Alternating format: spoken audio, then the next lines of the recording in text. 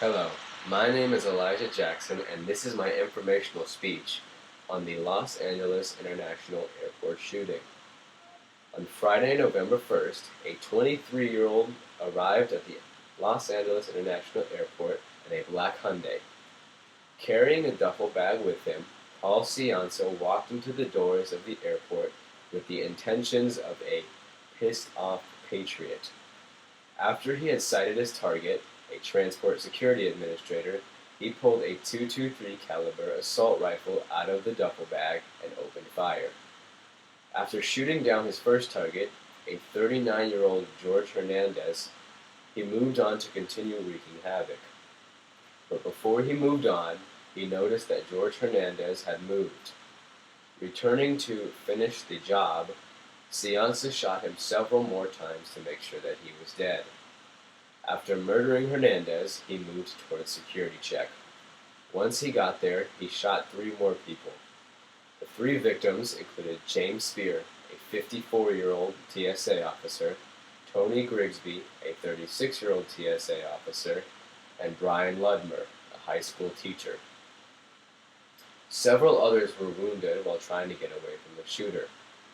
After airport security arrived, Cianza was shot 4 times, once in the mouth. Cianza is now in the hospital, heavily sedated and under 24-hour armed guard. He is also being interrogated. Paul Cianza could face a lifetime sentence in prison without probation or the death penalty. After all the wreckage, security officials located Cianza's duffel bag and found his weapon, 5 30-round magazines, and hundreds of more rounds of ammo. They also found a note in his duffel bag. Within the note, there were several alarming writings. In the note, he claimed that the constitutional rights were being violated by the security checks in the airport. This reason was his claim for being a pissed-off patriot. He said that he was upset at the former Department of Homeland Security secretary. He also talked about how easy it would be to get a gun into the airport. The note also stated, "Black, white, yellow, brown, I do not discriminate." Within the context, the letters NWO were found, written on the note. This is a possible reference to the conspiracy New World Order, which foresees a totalitarian government ruling over the nations. In the note, he had said that he had come to LAX with a target and a purpose, his target being any TSA officer, and his purpose to instill fear in their traitorous minds. It is still unknown why Cianza targeted TSA officers, considering there was no reason in the note being the only evidence that the security officials have to try and figure out the motive. Officials believe that the driver was unaware of Cianza's intentions to have a shootout. After having a background check of Cianza, they found out that he had just recently moved to LA as an unemployed motorcycle mechanic who was living with his family. They also found out that Cianza had no affiliation whatsoever with any TSA officers or with any airport jobs. On Sunday, November 3rd, the 2 wounded TSA officers were released from the hospital.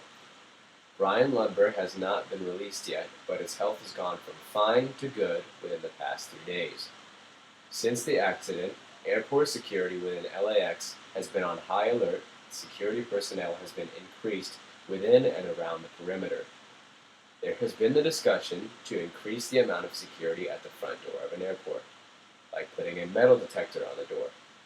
Some say that this would be a good idea, to protect those in the airport and reassure them from any danger.